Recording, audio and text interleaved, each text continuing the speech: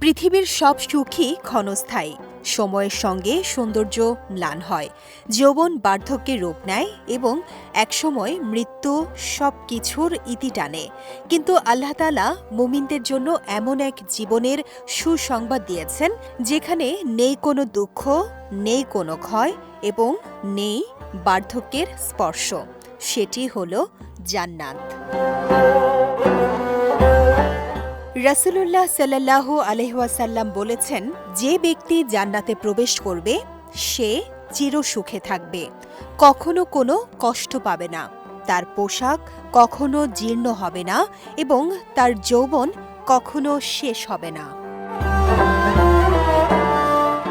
এই হাদিসে জান্নাতের ৩টি অনন্য নিয়ামতের কথা তুলে ধরা হয়েছে।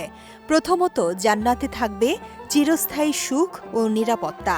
সেখানে কোনো ভয়, দুঃখ, রোগ বা ক্লান্তি থাকবে না। আল্লাহ তাআলা বলেন, সেখানে তাদের কোনো ক্লান্তি স্পর্শ করবে না এবং তারা সেখান থেকে কখনো বেরও হবে না।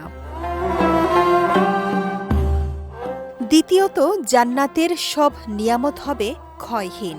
সেখানে পোশাক, বাসস্থান, খাবার কিংবা অন্য কোনো নিয়ামত কখনো পুরনো বা নষ্ট হবে না। আল্লাহ বলেন, এটি আমার দেয়া রিজিক, যা কখনো শেষ হবে না। তৃতীয়ত, জান্নাতীদের যৌবন হবে চিরস্থায়ী।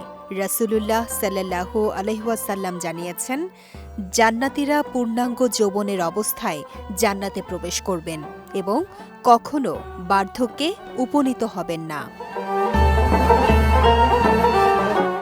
দুনিয়ার জীবন সাময়িক, কিন্তু আখিরাতের জীবন চিরস্থায়ী।